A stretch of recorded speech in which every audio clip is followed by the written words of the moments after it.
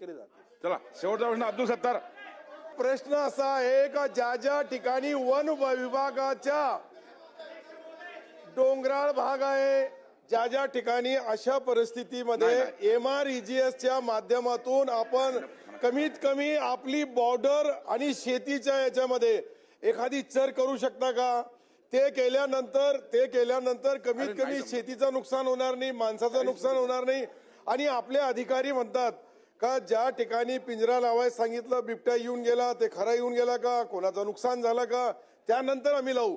आज आपण असा आदेश द्या का ज्या ज्या ठिकाणी बिबट्या दिसतील त्या त्या ठिकाणी तुम्हाला त्यांना पिंजरे लावून त्यांना धरण्यात येईल, असं तरी आदेश द्यायला पाहिजे। बेजबाबदारपणाने काही अधिकारी खालीच बोलतात का जेव्हा नुकसान होणार नाही आम्ही करणार नाही।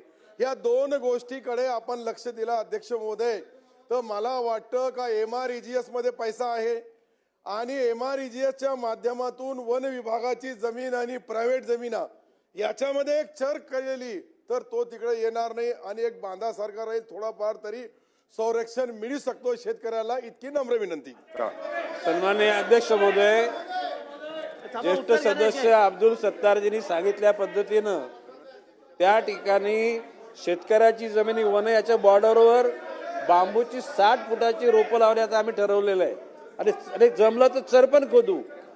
त्याचबरोबर त्यांनी या ठिकाणी सांगितलेलं की लोकांच्या मध्ये जी भीती निर्माण होते ती भीती दूर व्हायला पाहिजे।